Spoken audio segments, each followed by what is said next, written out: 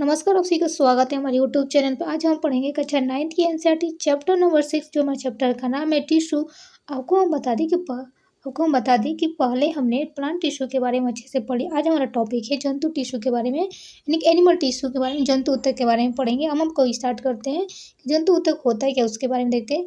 जब हम बच्चों सांस लेते हैं तब हमारी जो ब्रेस्ट होती है, ब्रेस्ट की जो गति होती है, छाती की गति महसूस करते हैं। जैसे ही हम सांस लेते हैं तो क्या करते हैं, हमें छाती की गति महसूस होने लगती है। शरीर के ये अंग कैसे गति करते हैं, इसके लिए हमारे पास कुछ विशेष कोशिकाएं होती हैं, जिन्हें हम पेशी कोशिकाएं कहते हैं। पेशी कोशिकाएं, जैसे ही हम सांस लेते हैं तो जो हमें पता चलता है कि जो हमारी छाती की में क्या और गति हो रहा है, शरीर के ये अंग कैसे गति करते हैं, इसके लिए हमारे पास कुछ विशेष कोशिकाएं होती हैं, जिन्हें क्या कहते हैं, जिन्हें हम पेशी कोशिकाएं कहते हैं। ठीक है, जैसे फिगर में 6.8 में दिखाया गया है कि इन कोशिकाओं को फैलना और सिकुड़ना अंगों की गति प्रदान करता है। आपको बता दें, जैसे कोशिकाएं फैलती हैं और सिकुड़ती होती है, क्या होता है, अंगों की गति प्रदान होती है। आपको बता दें, सांस लेते समय हम ऑक्सीजन लेते हैं, क्या करते हैं हम, जैसे सांस लेते हैं अपने अंदर तो क्या ऑक्सीजन लेते हैं, और ऑक्सीजन कहाँ जाती है, यह आप फेफड़े के द्वारा अवशोषित की जाती है। बता दें, जो हम ऑक्सीजन लेते हैं वो ऑक्सीजन कहाँ जाती है, फेफड़े के द्वारा अवशोषित की जाती है, तथा रक्त के साथ शरीर की सभी कोशिकाओं तक पहुंचाई जाती है। आपको बता दें, जैसे हम सांस लेते हैं वो सांस हमारे कहाँ जाती है, ऑक्सीजन लेते हैं वो ऑक्सीजन कहाँ जाती है, हमारे फेफड़ों में। और फेफड़ों से कहाँ जाती है, फेफड़ों से जितने अवशोषित की जाती है रक्त के द्वारा, रक्त क्या करते हैं, शरीर के सभी कोशिकाओं तक ऑक्सीजन को पहुँचाती है। आपको बता दें, कोशिकाओं ऑक्सीजन की आवश्यकता होती है, कोशिकाओं की क्या होती है, ऑक्सीजन की आवश्यकता होती है। क्योंकि आपको बता दें, माइटोकॉन्ड्रिया कार्य इस प्रश्न के हल के लिए एक संकेत देता है। आपको बता दें, जो ऑक्सीजन होता है वो हर कोशिका को क्यों आवश्यकता होती है, क्योंकि माइटोकॉन्ड्रिया का जो कार्य होता है ना, ऑक्सीजन की सहायता से ही होता है। जिसके बारे में हम पहले पढ़ चुके हैं। आपको बता दें, जो ऑक्सीजन माइटोकॉन्ड्रिया के बारे में क्या हम लोग पहले पढ़ चुके हैं। आपको बता दें, रक्त अपने साथ विभिन्न पदार्थों को शरीर में एक स्थान से दूसरे स्थान तक ले जाता है। आपको बता दें, जो रक्त है क्या करता है, रक्त अपने साथ विभिन्न पदार्थों जैसे ऑक्सीजन है, कार्बन डाइऑक्साइड है, हाँ, कार्बन जो हमारे शरीर की कोशिकाओं को अधिक हो जाती है, क्या होता है, रक्त के माध्यम से हमारे फेफड़े तक पहुँचता है। बता दें, लेकिन ये भोजन और ऑक्सीजन को सभी कोशिकाओं तक पहुंचाने का काम कौन करता है, रक्त करता है, ब्लड करता है।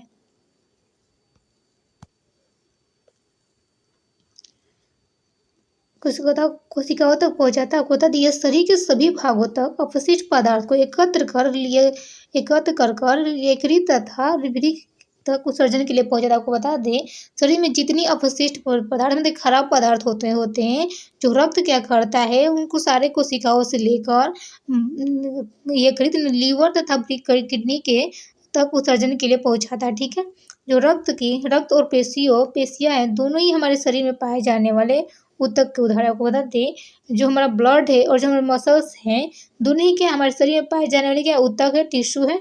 उनके कार्यों के आधार पर हम विभिन्न प्रकार के जंतु ऊतकों के बारे में विचार कर सकते हैं। आपको बता दें, उनके कार्यों के आधार पर हम विभिन्न प्रकार के जंतु ऊतकों के बारे में विचार कर सकते हैं, जैसे कि एपिथेलियम टिश्यू, संयोजी टिश्यू, पेशीय ऊतक, एपिथेलियम ऊतक, संयोजी ऊतक, पेशीय ऊतक, तंत्रिका ऊतक क्या है, रक्त संयोजी ऊतक का क्या एक उदाहरण है, तथा पेशी ऊतक का उदाहरण। आपको बता दें, जो हमारा ब्लड है वो रक्त जो ब्लड है वो संयोजी ऊतक का उदाहरण है, और जो पेशी है हमारी वो क्या पेशी ऊतक का उदाहरण है।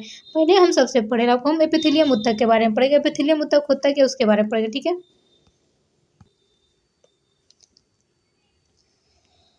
एपिथेलियम ऊतक क्या होता है उसके बारे में आपको बता दें, जंतु के शरीर को ढकने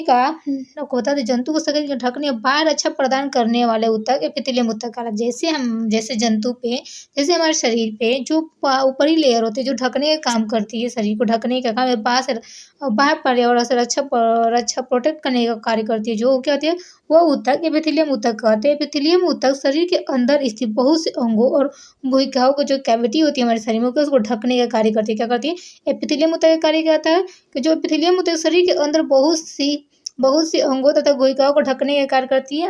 ये विभिन्न प्रकार के शरीर तंत्रों को एक दूसरे से अलग करने के लिए अवरोध का निर्माण करते हैं। आपको बता दिए, ये क्या इनका और भी दूसरा काम करती है, विभिन्न प्रकार के शारीरिक तंत्रों सिस्टम को एक दूसरे से अलग करने के लिए रुकावट का निर्माण करते हैं। कहती है रुकावट का निर्माण करते हैं। आपको बता दें, एपिथेलियम कहाँ पाया जाता है, एपिथेलियम ऊतक त्वचा, मुंह, आहार नाली, रक्त वाहिनी की नली का स्तर, फेफड़ों की कुपिका, वृक्क नली आदि सभी एपिथेलियम ऊतक से बने होते। क्या होते हैं? आदि क्या होते हैं? सभी एपिथेलियम ऊतक कहाँ कहाँ पर? एपिथेलियम ऊतक त्वचा, जो हमारी स्किन है उसमें एपिथेलियम ऊतक, हमारे माउथ में भी एपिथेलियम ऊतक, जहाँ आहार नाली, जहाँ हमारा पूरा आहार नाली डाइजेस्टिव सिस्टम होता है उसमें भी पाया जाता है।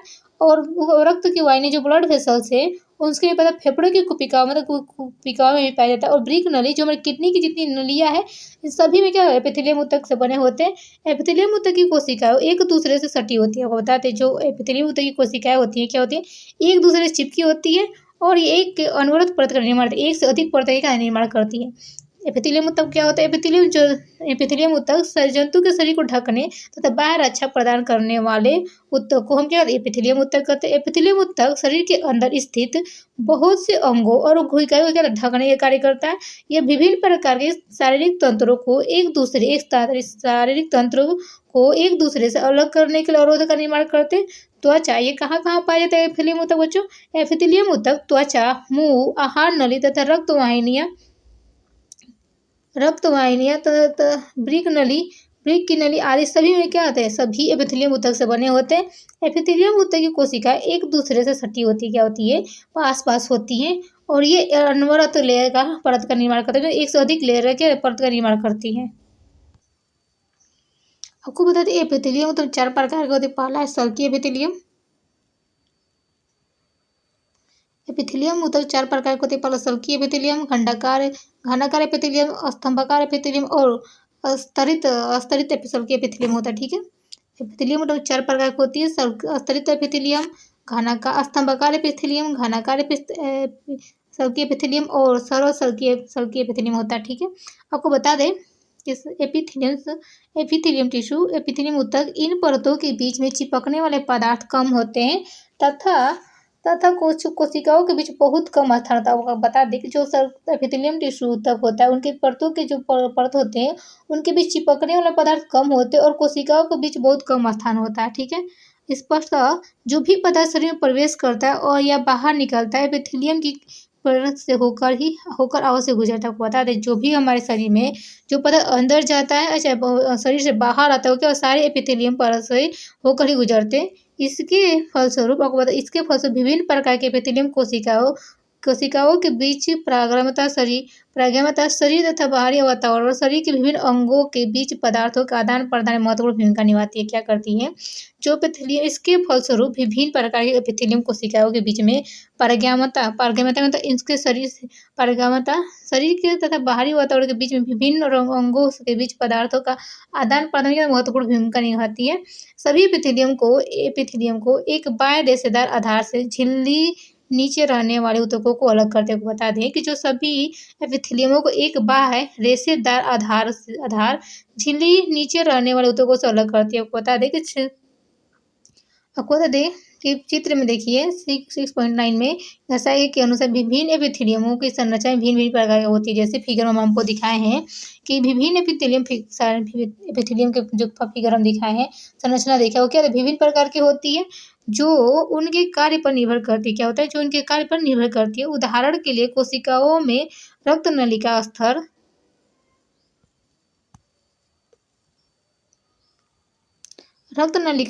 कुपिका जहाँ पदार्थों का संवहन वर्णात्मक पारगम्य झिल्ली द्वारा होता है वहाँ पर चपटी एपिथेलियम ऊतक कोशिकाएं होती है। चपटी एपिथेलियम ऊतक कोशिकाएं होती है। इनको सरल सल्की एपिथेलियम कहते हैं। क्या कहते हैं? आपको दिखाया गया है कि पहला फिगर जो था हम उसमें दिखाए थे कि विभिन्न एपिथेलियम की संरचना भिन्न भिन्न होती है जो उनके कार्यों पर निर्भर करती है। आपको पता है कि एपिथेलियम ऊतक 4 प्रकार के होते हैं। सरल सल्की एपिथेलियम, स्तरित सल्की एपिथेलियम और घनाकार सल्की एपिथेलियम और स्तंभाकार सल्की एपिथेलियम होती है। 4 प्रकार की होती है। आपको बता दें कि जहाँ पर पदार्थ संवहन वर्णात्मक पारगम्य झिल्ली द्वारा होता है, पारगम्य झिल्ली द्वारा आदान प्रदान होता है वहाँ पर चपटी एपिथेलियम ऊतक कोशिका होती है होता है सरल सल्की एपिथेलियम कहते हैं उसे। ठीक है, ये अत्यधिक पतली होती है। जो सरल सल्की एपिथेलियम होती है क्या पतली होती है। जैसे फिगर नंबर ए में दिखाया गया है कि सही क्या है पतली एपिथेलियम होती है।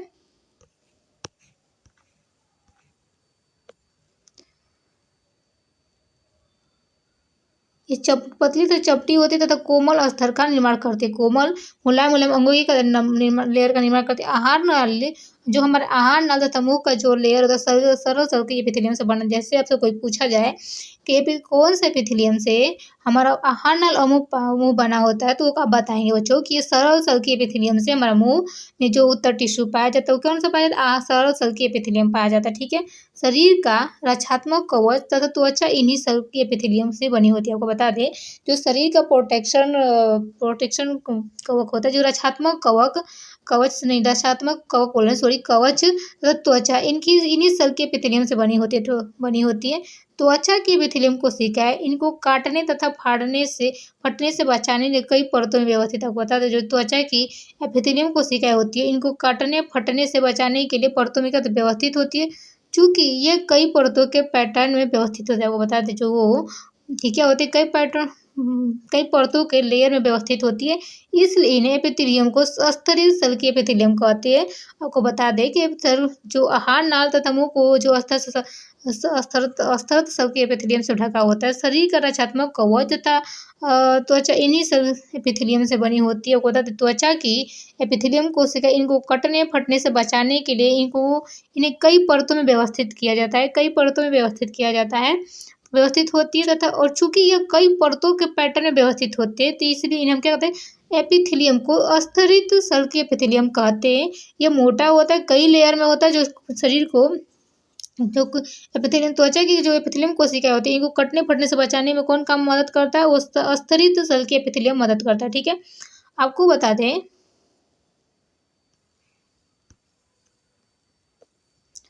जहाँ हमारे शरीर में अवशोषण तथा श्रवण होता है, जैसे आंत के भीतरी स्तर में जहाँ पर अवशोषण होता है, अवशोषण और सिक्रेशन भी होता है, वहाँ लंबी एपिथेलियम कोशिकाएं मौजूद होती है। वो बता दें, वहाँ पे क्या होते हैं? लंबी लंबी एपिथेलियम कोशिकाएं मौजूद होती है। यह स्तंभाकार एपिथेलियम एपिथेलियम अवरोध को पार करने में सहायता प्रदान करती है। क्या करती है? अवरोध को पार करने में सहायता प्रदान। आपको पता है, श्वास नली में स्तंभाकार एपिथेलियम ऊतकों के पछाव होते हैं, जो एपिथेलियम ऊतकों को कोशिकाओं की सतह पर बाल जैसी संरचना होती है, जिसे पछमावी गति कहते हैं, सिलेटेड मूवमेंट कहते हैं। ठीक है, आपको बताते हैं, जहाँ हमारे शरीर में अवशोषण और स्राव होता है बच्चों, जैसे आंत के, आपको पता है, जैसे हमारे आंत में वहाँ पर सिक्रेशन भी होता है और एब्जॉर्प्शन भी होता है, वहाँ पर लंबी एपिथेलियम कोशिकाएं मौजूद होती है। कौन सी?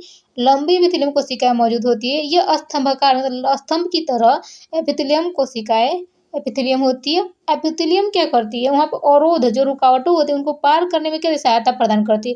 एपिथेलियम में जो रुकावटें आती है उनको क्या कहते हैं?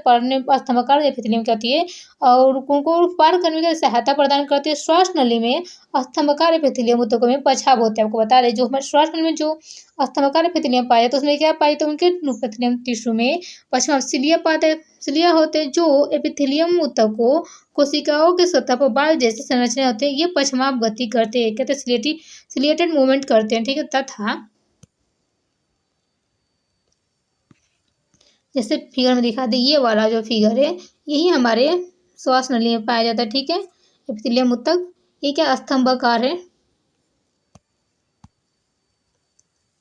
आपको बता दें, इनकी गति श्लेष्मा को आगे स्थानांतरित करने में साफ करने में सहायता प्रदान करते हैं। आपको बता दें कि स्तंभाकार एपिथेलियम में श्लेष्मा पाया जाता है, जो गति को स्थानांतरित करने में और साफ करने में सहायता करती है। इस प्रकार के एपिथेलियम को पछमावी स्तंभाकार एपिथेलियम कहते हैं। बता दें कि इस प्रकार के एपिथेलियम को पछमावी स्तंभाकार एपिथेलियम कहते हैं। घनाकार एपिथेलियम वृक्क नली तथा लार, आपको जो घनाकार एपिथेलियम होता है वो क्या होता है? वृक्क नली तथा लार ग्रंथि के नली के अस्तर का निर्माण। आपको बता दें, जो घनाकार एपिथेलियम होता है ये वृक्क वाली जो किडनी वाली जो नलियाँ होती है, जो हमारी लार की ग्रंथियाँ होती हैं, ग्रंथि की जो नली होती है उसको क्या अस्तर का निर्माण करती है, जहाँ यह उस यांत्रिक सहारा प्रदान कर, जहाँ यह उसे यांत्रिक सहारा प्रदान करता है। क्या करता है? यांत्रिक सहारा प्रदान। ये एपिथेलियम कोशिकाएं प्राय ग्रंथि कोशिकाओं के रूप में अतिरिक्त विशेषता अर्जित करते हैं। बता दें, ये प्राय ग्रंथि कोशिकाओं के रूप में अतिरिक्त विशेषता अर्जित करती है, जो एपिथेलियम ऊतक की सतह पर पदार्थों को स्राव करती है। आपको पता है, जो एपिथेलियम ऊतक की सतह जो होता है पदार्थों की स्राव करती है, कभी कभी एपिथेलियम ऊतक का कुछ भाग अंदर की ओर मुड़ा होता है तथा एक बहुग्रंथि का निर्माण करते थे, जिसे ग्रंथिल एपिथेलियम कहलाता है। बहुग्रंथि का निर्माण होता है तो क्या होता है, ग्रंथिल एपिथेलियम कहलाता है।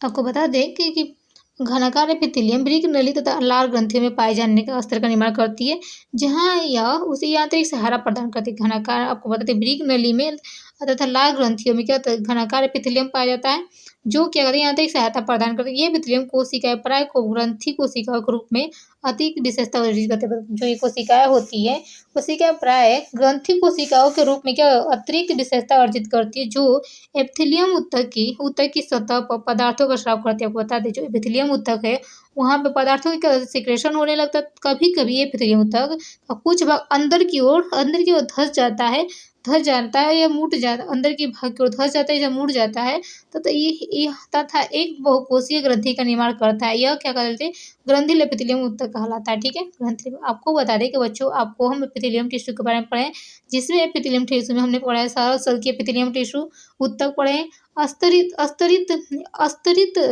सल की एपिथेलियम टिश्यू पढ़े, घनाकार सल की एपिथेलियम पढ़े और स्तंभाकार सल की एपिथेलियम पढ़े। ठीक है, अब हमारा टॉपिक है संयोजी ऊतक। संयोजी ऊतक क्या है उसके बारे में पढ़ेंगे।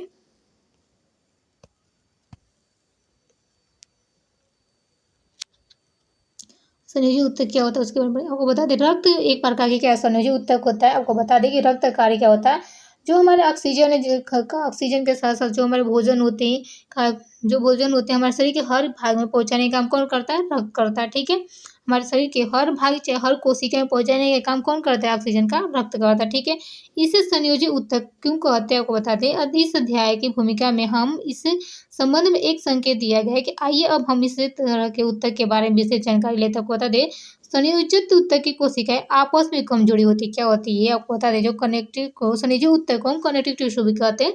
संयोजी ऊतक की जो कोशिकाएं होती है बच्चों, वो आपस में कहते कम जुड़ी होती है और अंतराकोशिकीय आधात्री जो मैट्रिक्स होता है, मैट्रिक्स में अंतराकोशिकीय क्या होती है, मैट्रिक्स मतलब आधात्री में धसी होती है तथा आपको देखा दे फिगर में, यह आधात्री जेली की तरह तरल, सघन और कठोर होती है। तरल होती है, लिक्विड रूप में सघन और कठोर भी होती है। ठीक है, आपको बताते हैं जो आधात्री मैट्रिक्स की जो प्राकृतिक होती है, जो नेचर होता है, विशिष्ट संयोजी ऊतक के कार्य के अनुसार बदलती रहती है। बता दें, जो मैट्रिक्स का जो प्राकृतिक होता है उसका नेचर है, तो विशिष्ट कनेक्टिव टिश्यू में तो संयोजी ऊतक के कार्य के अनुसार अपना कार्य बदलती रहती है। ठीक है, देखिए फिगर में दिखाया गया संयोजी ऊतक कनेक्टिव टिश्यू के प्रकार के बारे में। ठीक है, देखिए फिगर में दिखाया गया, ये क्या है, संयोजी ऊतक के प्रकार है सारे।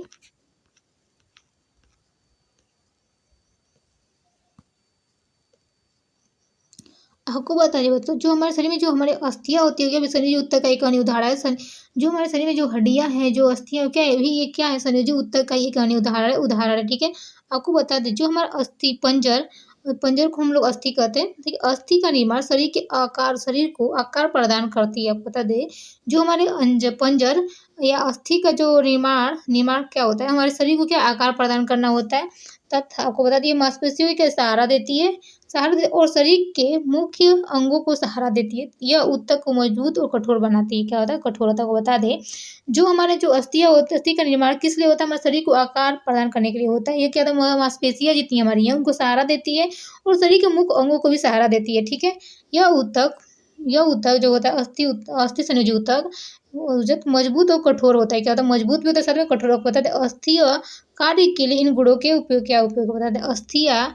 अस्थि कोशिकाएं कठोर तथा आधात्री मैट्रिक्स में धसी होती है, जो कैल्शियम तथा फास्फोरस से बनी है। जो हमारी अस्थियां होती है किससे बनती है, कैल्शियम तथा फास्फोरस से बनी होती है। आपको बता दें, दो अस्थियां आपस में एक दूसरे से एक अन्य संयोजी ऊतक से जुड़ती है, जिन्हें हम स्यानु कहते हैं। क्या होता है, स्यानु कहते हैं। आपको पता होगा कि दो अस्थि जब आपस में जुड़ती है, एक दूसरे से जुड़ती है, वहाँ पे एक ऊतक पाया जाता है, जिस ऊतक को हम स्यानु कहते हैं। क्या होता है, स्यानु कहते हैं, स्यानु से कहते हैं, ऐसे जुड़ी होती है। यह ऊतक बहुत लचीली एवं मजबूत होती है। आपको बताएं, जहाँ पे दो अस्थियां आपस में जुड़ती हैं तो वहाँ पे स्यानु ऊतक होता है। जो स्यानु ऊतक होता है वह क्या होता है, वो बहुत लचीली होता है और बहुत मजबूत भी होता है। स्यानु में जो आधा मैट्रिक्स होता है बहुत कम होता है। आपको पता है कि जो स्यानु में धात्री होता है वो क्या बहुत कम होता है, कम होता है और अस्थियों को अस्थियों से जोड़ती है। आपको पता है, जब बहुत स्यानु में माध्यम जो स्यानु में क्या होता है धात्री बहुत कम है, तो मैट्रिक्स बहुत कम होता है, इसलिए अस्थियों को अस्थियों से जोड़ती है। ठीक है। एक अन्य प्रकार के संयोजी ऊतक होते हैं जहाँ पे जिसे हम टेंडन या कंडरा कहते हैं और सैनुकम लिगामेंट कहते हैं, सैनुकम लिगामेंट कहते हैं। ठीक है। जो कंडरा होती है एक और भी संयोजी ऊतक कंडरा होता है, कंडरा टेंडन होता है जो अस्थियों से मांसपेशियों को जोड़ता है। आपको बता दें अस्थियों को क्या मांसपेशियों से जोड़ता है। कंडरा जो टेंडन होता है टेंडन मजबूत मजबूत तथा सीमित लचीलेपन वाले रेशेदार ऊतक होता है। आपको बता दें टेंडन टेंडन क्या होता है सीमित लचीलेपन वाले मजबूत के साथ साथ सीमित लचीलापन भी होता है और रेशेदार ऊतक होता है। आपको बता दें जब मांसपेशियां हड्डियों से जुड़ता है तो उस वहाँ पे एक जो ऊतक पाया जाता है उसको हम संयोजी ऊतक टंडरा कहते हैं, कंडरा कहते संयोजी ऊतक कंडरा कहते हैं, जहाँ पे मांसपेशियां हड्डियों से जुड़ती है। आपको बता दें हड्डियां क्या होती है अस्थियां क्या होती है मांसपेशियों से जुड़ता है, लेकिन जहाँ पे हड्डियों से जुड़ती है वहाँ पे जो संयोजी ऊतक पाया जाता है वहाँ पे स्यानु पाया जाता है या लिगामेंट पाया जाता है। ठीक है।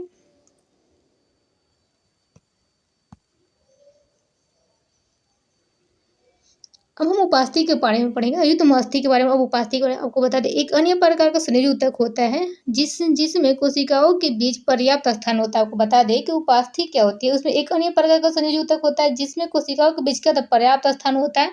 इसको ठोस अधात्री में इसकी जो ठोस आधार मैट्रिक्स होती है प्रोटीन और शर्करा से बनी। आपको बता दें जो कार्टिलेज की जो मैट्रिक्स होता है वो ठोस अधात्री सॉलिड मैट्रिक्स होती है जो प्रोटीन और शर्करा से बनी होती है। शर्करा यह अस्थियों के जोड़ों को चिकना बनाती है। क्या बनाती है अस्थियों के जोड़ों को क्या बनाती है चिकना बनाती है। उपास्थि आपको बता दें कहाँ कहाँ पाए उपास्थि बच्चों कहाँ कहाँ नाक कान और कंठ और श्वास नली में उपस्थित होती है। आपको बता दें कि जो कार्टिलेज होती है ना उपास्थि ये अस्थियों का जोड़ जो चिकना बनाती है उपास्थि कार्टिलेज क्या होती है हमारे नाक में पाए जाते हैं, कान में पाए जाते हैं, कंठ और हमारे श्वास नली में उपस्थित होते हैं। हम आपको बता दें हम कान के अस्थियों को मोड़ सकते हैं परंतु हाथ की अस्थियों को नहीं मोड़ सकते। आपको पता होगा बच्चों कि हम अपने कान के अस्थियों को जैसे में चाहे वैसे मोड़ सकते हैं, लेकिन हम हमारा अपने हाथ के अस्थियों को क्या करते हैं अपने हाथ की अस्थियों को उसको मोड़ नहीं सकते परंतु हाथ की अस्थियों को नहीं परंतु हाथ की अस्थियों को नहीं मोड़। सोचिए यह दो ऊतक किस प्रकार से भिन्न। आपको बता दें कि जो दो ऊतक है किस प्रकार भिन्न जो आपको बता दें उपास्थि क्या होती है। उपास्थि एक अन्य प्रकार के संयोजी ऊतक होती है जिसमें कोशिकाओं के बीच पर्याप्त स्थान पाया जाता है। उपास्थि में होता है क्या होता है कोशिका के बीच क्या पर्याप्त स्थान होता है जिसको ठोस अधात्री में जो इसका जो मैट्रिक्स होता है जो सॉलिड होता है उसमें किससे बनी होती है इस मैट्रिक्स और प्रोटीन और शर्करा से बनी होती है। अस्थियों के जोड़ को चिकना बनाती है। क्या करती है अस्थियों के जोड़ चिकना बनाती है। उपास्थि नाक कान कंठ और श्वास नली में उपस्थित होती है। ठीक है। कार्टिलेज कहाँ पाया जाता है बच्चों कार्टिलेज पाया जाता है हमारे नाक में कान में कंठ में और श्वास नली में पाई जाती है। ठीक है। हम कान की अस्थियों को मोड़ सकते हैं परंतु हाथ की अस्थियों को नहीं मोड़ सकते। सोचिए ये दो ऊतक किस प्रकार भिन्न। अब हमारा अगला टॉपिक एरियोलो संयोजी ऊतक। एरियोलो संयोजी ऊतक क्या होता है उसके बारे में पढ़ें। एरियोलो संयोजी ऊतक त्वचा और मांसपेशियों के बीच रक्त नलिकाओं के चारों ओर और नसों और अस्थि मज्जा में पाया जाता है। आपको बता दें जो एरियोलर संयोजी ऊतक होता है बच्चों वो हमारी जो स्किन है त्वचा है मांसपेशियों के बीच रक्त नलिकाओं के चारों ओर और जो हमारी नसें होती हैं ब्लड वेसल्स है और अस्थि मज्जा जो बोन मैरो उसमें भी पाया जाता है। ठीक है। यह अंगों के आपको बता दें जो एरियोलर संयोजी ऊतक ये अंगों के भीतर की खाली जगहों को क्या भरता है। एरियोलर जो हमारे अंगों के बीच अगर कोई जगह पे स्पेस है खाली जगह है वो क्या भरने के कार्य करता है। ठीक है। और कोई कोशिका डैमेज होती है वो जगह वो डैमेज हो जाती है तो उसका वो जगह खाली हो जाता है तो वहाँ पर उस जगह को भरने के कार्य कौन करता है एरियोलो संयोजी ऊतक कार्य करता है। ठीक है। आंतरिक अंगों को सहारा प्रदान करता है भरने के साथ साथ आंतरिक अंगों को सहारा प्रदान करता है और ऊतकों की मरम्मत में सहायता करता है। जो टिश्यू नष्ट हो जाते हैं चाहे किसी डैमेज हो जाते हैं खराब हो जाते हैं तो उनको क्या मरम्मत करने का कार्य कौन करता है एरियोलो संयोजी ऊतक करता है। ठीक है। एरियोलो संयोजी ऊतक जो हमारे त्वचा है और मांसपेशियों के अतिरिक्त मांसपेशियों के बीच रक्त नलिकाओं के चारों ओर तथा नसों को अस्थि मज्जा में पाया जाता है। यह अंगों के भीतरी भागों की खाली जगहों को भरता है तथा और साथ ही यांत्रिक सहारा प्रदान करता है। कौन एरियोलो संयोजी ऊतक। ठीक है। और ऊतकों की मरम्मत करने में कौन सहायता करता है एरियोलो संयोजी ऊतक। ठीक है।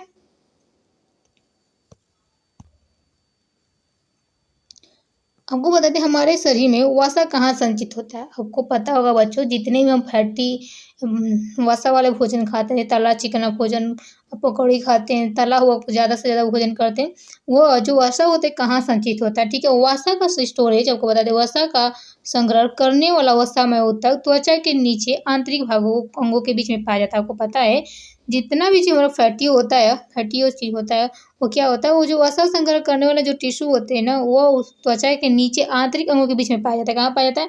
त्वचा के नीचे आंतरिक अंगों के बीच में पाया जाता है। इस ऊतक की कोशिकाएं वसा की गोलिकाओं से भरी होती है। बता दें, इस ऊतक की जो कोशिकाएं होती है वसा गोलिकाओं से भरी होती है। भरी होती है तो वसा के संग्रहित होने के कारण ये ऊष्मीय कुचालक का कार्य करते हैं। बता दें, वसा के संग्रहित होने के कारण ऊष्मा का कुचालक का कार्य करते हैं। कौन? वसामयी ऊतक। वसामयी ऊतक क्या होता है? उसमें कुचालक का कार्य करता है, ठीक है। अब हमारा अगला टॉपिक पेशी ऊतक के बारे में। पेशी ऊतक क्या होता है उसके बारे में पढ़ें, ठीक है। पेशी ऊतक उन लंबी कोशिकाओं का बना होता है जिसे पेशी रेशा भी कहा जाता है। होता है पेशी ऊतक उन लंबी कोशिकाओं से बना होता है बच्चों, जिसे हम पेशी रेशा भी कहते हैं, मसल्स फाइबर भी कहा जाता है, ठीक है। यह हमारे शरीर के में गति के लिए उत्तरदायी होती है। क्या होती है? जो पेशी ऊतक होते हैं यह हमारे शरीर के लिए गति करते हैं। इसी की मदद से हम एक स्थान से दूसरे स्थान जा सकते हैं, ठीक है। पेशियों में विशेष प्रकार की प्रोटीन होती है। क्या होती है? विशेष प्रकार की प्रोटीन होती है। विशेष प्रकार एक प्रोटीन होती है जिससे सिकुड़ने वाला प्रोटीन कहते हैं। क्या कहते हैं? जिससे सिकुड़ने वाला प्रोटीन, जो प्रोटीन पाया जाता है जिसकी वजह से हम बच्चों अपने हाथ को मोड़ते फैलाते हैं। क्या करते हैं? इस टिश्यू मतलब प्रोटीन की वजह से ही, ठीक है। जिसके संकुचन और प्रसार में क्या गति होती है, जिससे संकुचन और प्रसार में क्या होता है, फैलाने और सिकुड़ने में क्या गति होती है, ठीक है। कुछ पेशियाँ हमें इच्छा अनुसार गति करा सकते हैं। आपको बता दें, जो कुछ पेशियाँ होती हैं, आपको बताते हैं हमारे शरीर में 2 तरह की पेशियाँ पाई जाती है। आपको बता दें, कुछ पेशियाँ हमारी इच्छा अनुसार हम गति करा सकते हैं अपने हाथ। जैसे हम अपने हाथ और पैर को विद्यमान पेशियों को अपनी इच्छा अनुसार आवश्यकता पड़ने पर गति करा सकते हैं। जैसे आपको पता है हम अपने हाथ को मोड़ सकते हैं, हिला सकते हैं, डुला सकते हैं, कुछ सामान को उठाकर अपने हाथ से रख सकते हैं। पैर को भी क्या हम पैर में भी विद्यमान ऐसी पेशियाँ, पैर को हम अपने आगे पीछे ऊपर नीचे कैसे भी कर सकते हैं, ठीक है। इच्छा अनुसार आवश्यकता पड़ने पर गति करा सकते हैं या उनकी गति को रोक भी सकते हैं, उनकी गति को रोक सकते हैं। इस तरह की पेशियों को बच्चों हम ऐच्छिक पेशी वॉलंटरी मसल्स कहते हैं, ठीक है। आपको पता है कि जो कुछ पेशियाँ होती हैं हम अपनी इच्छा के अनुसार गति करा सकते हैं। जैसे हाथ और पैर, हम अपनी हाथ और पैर को अपनी इच्छा के अनुसार एक जगह से दूसरी जगह ले जा सकते हैं, चला सकते हैं, उठ सकते हैं, बैठ सकते हैं, ठीक है। क्या होती है? हमारी इच्छा के अनुसार होती है। और उनकी गति को हम एक स्थान से दूसरे स्थान पर जाने के बाद रोक भी सकते हैं। इस तरह की पेशियों को ऐच्छिक पेशी या वॉलंटरी मसल्स कहा जाता है, ठीक है। इन पेशियों को कंकाल पेशी भी कहा जाता है, ठीक है।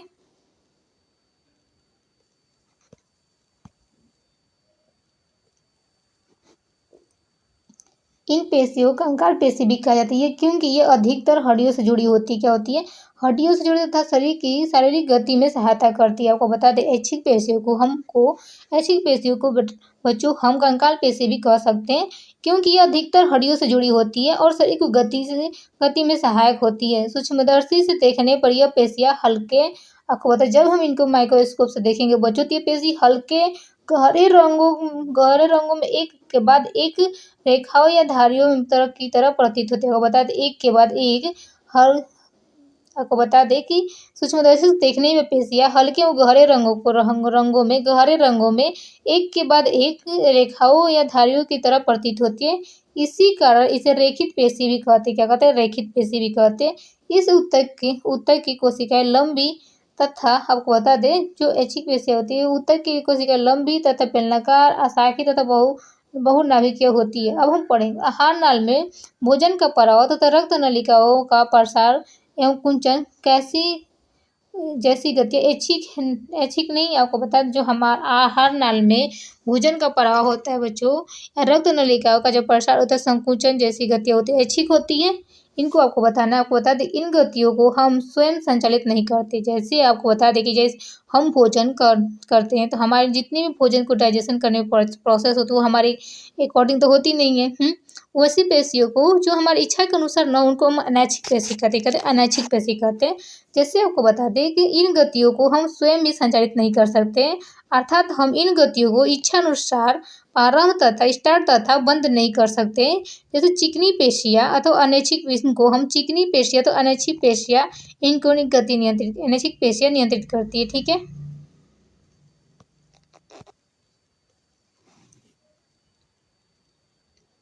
आपको बता दें कि ये आँख की पलक, मूत्रवाहिनी तथा फेफड़े में श्वसन नली में पाया जाता है। आपको बता दें जो जो अनैच्छिक पेशियाँ होता है बच्चों, ये हमारी आँख की पलक को हम बिना किसी को बताए आँख के पलक को झपका लेते हैं। ठीक है, झपका लेते हैं। जो मूत्रवाहिनी होती है, फेफड़े की जो श्वास नली में पाया जाता है, अनैच्छिक पेशियाँ पाई जाते हैं।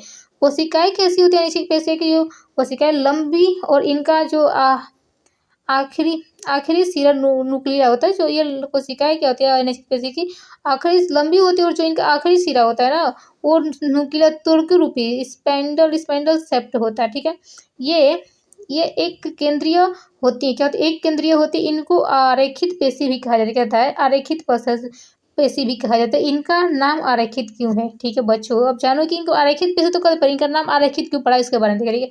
आपको पता है हृदय पेशी जीवन भर क्या होता है? जीवन भर लयबद्ध होकर प्रसार या संकुचन गति करता है। आपको पता है हृदय गति जो होता है, हृदय मसल्स होती हैं, क्या पेशियाँ होती हैं, क्या जीवन भर चलती रहती हैं, जीवन भर चलती है। उनका संकुचन फैलती है, प्रसार फैलती है, सिकुड़ती फैलती सिकुड़ती फैलती सिकुड़ती। ठीक है, आपको बता इन अनैच्छिक पेशियों को कार्डियक पेशी भी कहा जाता है। आपको बता दे हृदय में क्या होता है? अनैच्छिक पेशी पाया जाता है, क्योंकि इस पे हमका नियंत्रण नहीं होता। जिस दिन इस पे नियंत्रण हो जाएगा बच्चों, उस दिन हम भगवान के पास चले जाएंगे। ठीक है, इन अनैच्छिक पेशियों को हम कार्डियक पेशी भी कहा जाता है, कार्डियक पेशी भी कहते हैं, हृदय पेशी भी कहते हैं। ठीक है, आपको बता दें हृदय पेशी की कोशिकाएं बेलनाकार शाखाओं वाले तथा एक केंद्रीय होती है। आपको बता दें जो हमारे हृदय में हृदय पेशल्स पाए जाते हैं, पेशियां पाई जाती है, वो कौन सी होती है? बेलनाकार होती हैं। उनका बेलनाकार होता है, शाखाओं वाली होती है, और एक केंद्रीय होती है। कैसी होती है? हृदय पेशी कोशिकाएं होती है बेलनाकार शाखाओं वाली और एक केंद्रीय होती है। ठीक,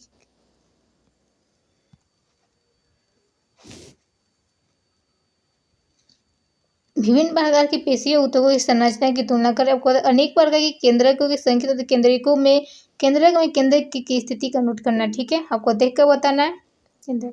अब हमारा अगला टॉपिक तंत्रिका ऊतक के बारे में पढ़े। तंत्रिका ऊतक नर्वस टिश्यू के बारे में पढ़ेंगे। आपको बता दें सभी कोशिकाओं में उत्तेजना में अनुकूल,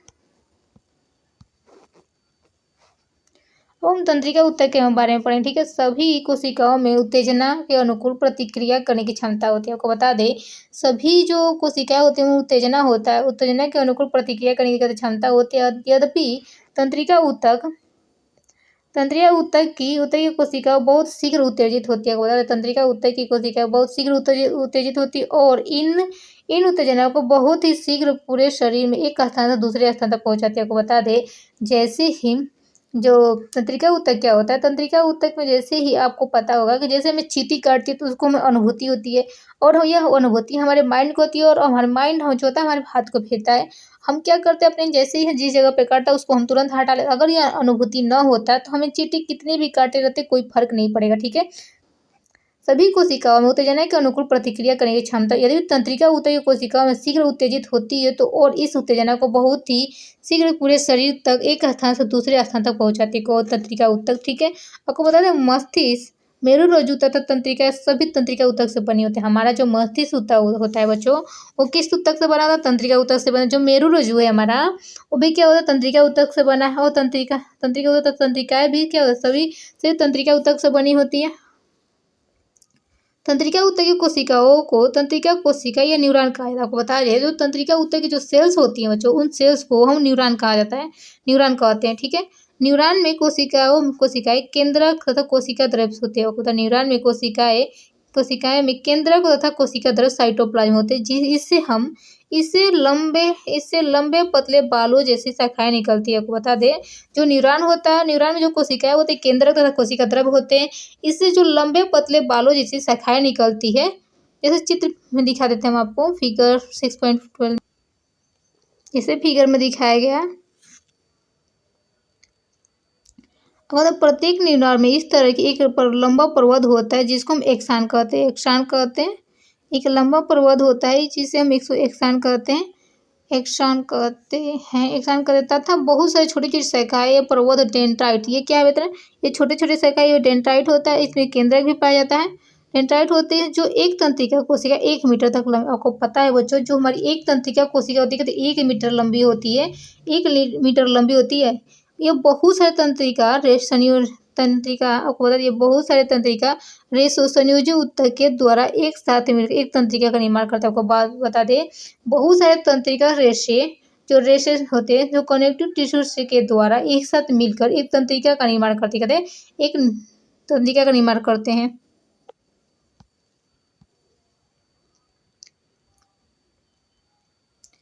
आपको